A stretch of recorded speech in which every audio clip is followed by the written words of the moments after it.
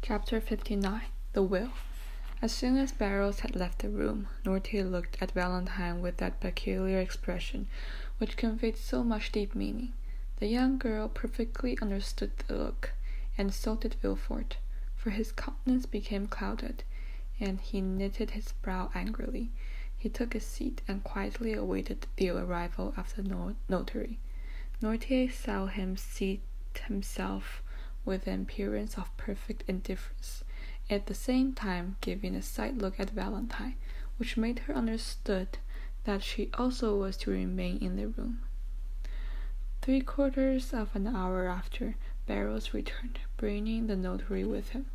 "Sir," said Villefort, after the first salutations were over, "you were sent for by Monsieur Norte, whom you see here. All his limbs have become completely paralyzed. He has lost his voice also, and we ourselves find much trouble in endeavoring to catch some fragments of his meaning." Norte cast an appealing look on Valentine, which look was at once so earnest and imperative that she answered immediately. "Sir," said she, "I perfectly understand my grandfather's meaning at all times." "That is quite true," said Barrows, "and that is what I told the gentleman as we walked along." "Permit me," said the notary, turning first to Villefort and then to Valentine, "permit me to state that the case in question is just one of those in which a public officer like myself cannot proceed to act without thereby incurring a dangerous responsibility. The first thing necessary to render an act valid is that the notary should be thoroughly convinced that he has faithfully interpreted the will and wishes of the person dictating the act.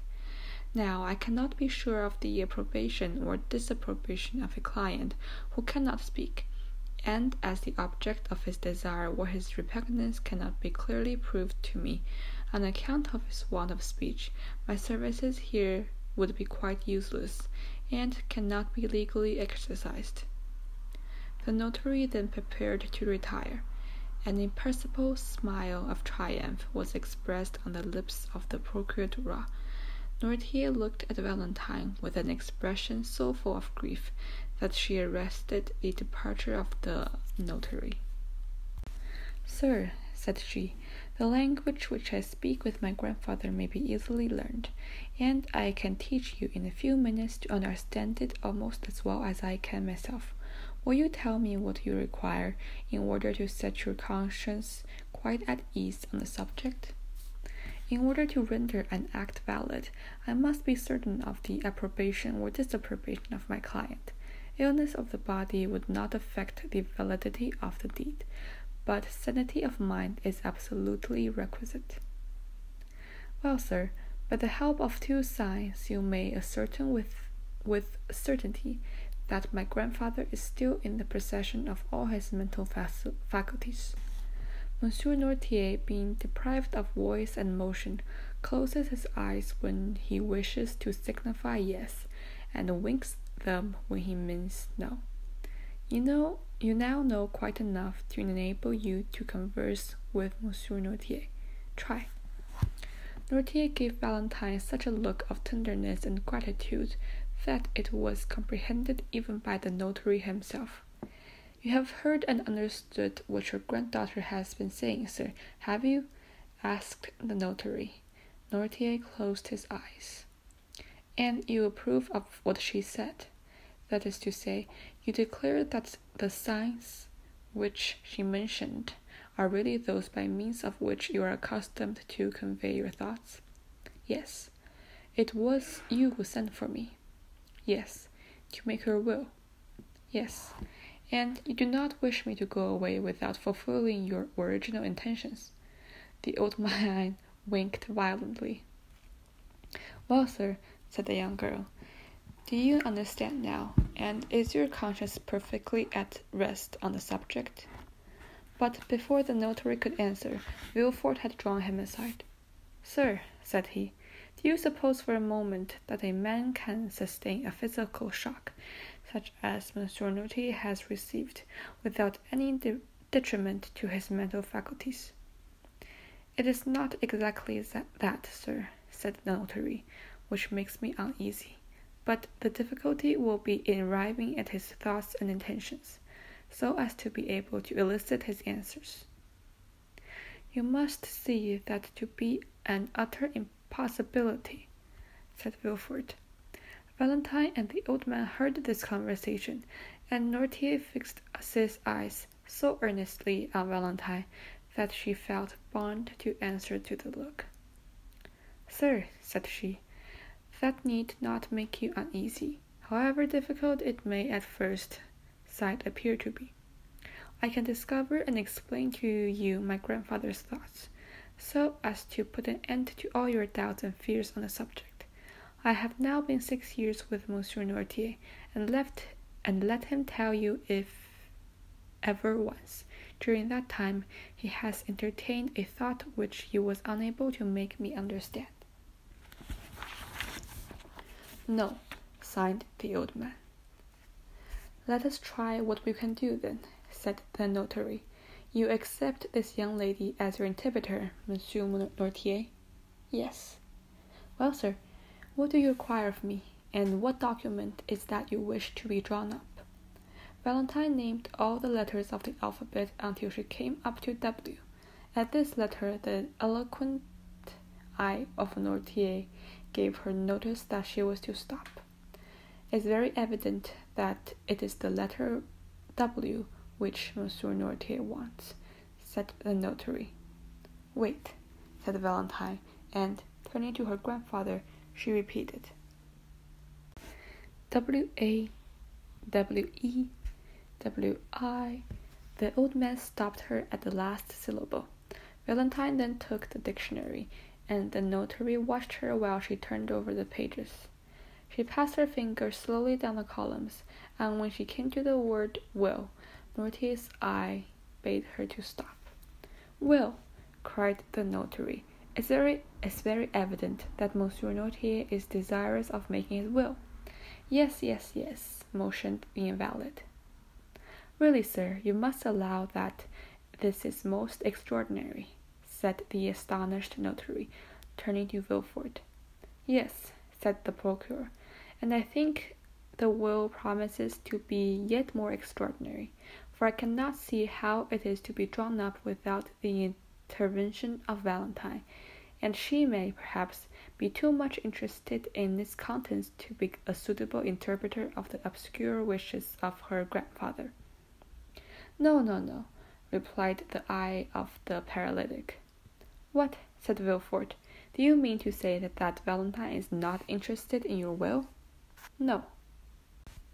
"Sir," said the notary, whose interest had been greatly excited, and who had resolved on publishing far and wide the account of this extraordinary and picturesque scene, "what appeared so impossible to me an hour ago has now become quite easy and practicable, and this may be perfectly valid will, provided it be read in the presence of 7 witnesses, approved by the testator, and sealed by the notary in the presence of the witnesses. As to the time, it will certainly occupy rather more than the generality of the witnesses of the wills. There are certain forms necessary to be gone through, and which are always the same. As to the details, the greater part will be furnished afterward by the state in which we find the affairs of this testator, and by myself, who, having had the management of them, can give full information.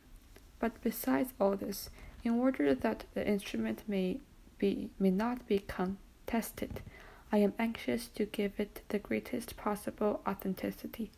Therefore, one of my colleagues will help me, and, contrary to custom, will assist in the dictation. Are you satisfied, sir?" continued the notary, addressing the old man. "Yes," looked the invalid, his eye delighted at being understood. "What is he going to do?" thought Villefort, whose position demanded so much reserve, but who was longing to know what were the intentions of his father. He left the room to give orders for another notary to be sent, but Barrows, who had heard all that passed, had had guessed his master's wishes, and had already gone to fetch one. The procureur du roi then told his wife to come up. In the course of a quarter of an hour, everyone had assembled in the chamber of the paralytic. The second notary had also arrived. A few words sufficed for a mutual understanding between the two officers of the law. They read to Noirtier the former copy of a will, in order to give him an idea of the terms in which such documents are generally couched. Then, in order to test the capacity of the testator, the first notary said, turning toward him, "When an individual makes his will, it is generally in favor or in prejudice of some person." "Yes." "Have you an exact idea of the amount of your fortune?" "Yes." "I will name to you several sums which will increase by graduation. You will stop me when I reach the one representing the amount of your own possessions." "Yes." There was a kind of solemnity in this interrogation. Never had the struggle between mind and matter been more apparent than now, and if it was not a sublime, it was at least a curious spectacle. They had formed a circle round the invalid. The second notary was sitting at the table, prepared for writing, and his colleague was standing before the testator in the act of interrogating him on the subject to which we have alluded. "Your fortune exceeds 300,000 francs, does it not?" asked he. Noirtier made a sign that it did. "Do you possess 400 francs?" inquired the notary. Noirtier's eye remained immovable. 500,000? The same expression continued. 600,000, 700,000, 800,000, 900,000? Noirtier stopped him at the last named sum. "You are in possession of 900,000 francs?" asked the attorney. "Yes." "In landed property?" "No." "In stock?" "Yes." "The stock is in your own hands?" The look which Noirtier cast on Barrows showed that there was something wanting which he knew where to find. The old servant left the room, and presently returned, bringing with him a small casket. "Do you permit us to open this casket?" asked the notary. Noirtier gave his assent. They opened it and found 9,000 francs in bank script. The first notary handed over each note, and he examined it to his colleague. The total was found to be as Noirtier had stated. "It is all as he has said. It is very evident that the mind still remains its full force and vigor." Then, turning toward the paralytic, he said, "You possess, then, 900,000 francs of capital, which, according to the manner in which you have invested it, ought to bring an income of about 40,000 livres." "Yes." "To whom do you desire to leave this fortune?" "Oh," said Madame de Villefort, "there is not much doubt on that subject. Monsieur Noirtier tenderly loved his granddaughter, Mademoiselle de Villefort. It is she who has nursed and tended him for 6 years, and has, by her devoted attention, fully secured the affection, I had almost said the gratitude of her grandfather, and it is but just that she should reap the fruit of her devotion." The eye of Noirtier clearly showed by its expression that he was not deceived by the false assent given by Madame de Villefort's words, and the manner to the motives which she supposed him to entertain. "It is, then, to Mademoiselle Valentine de Villefort that you leave those 900,000 francs?" demanded the notary, thinking he had only to insert the clause, but waiting for the assent of Noirtier, which it was necessary should be given before all the witnesses of this singular scene. Valentine, when her name was made the subject of discussion, had stepped back, to escape unpleasant observation. Her eyes were cast down, and she was crying. The old man looked at her for an instant with an expression of the deepest tenderness. Then, turning toward the notary, he significantly significantly winked his eye in token of dissent. "What?" said the notary. "Do you not intend making Mademoiselle Valentine de Villefort your residuary legatee?" "No, you're not making any mistake, are you?" said the notary. "You really mean to declare that such is not your intention?" "No, no." Valentine raised her head. She was struck dumb with astonishment. It was not so much the conviction that she was disinherited which caused her grief, but her total inability to account for the feelings which had provoked her grandfather for such to act.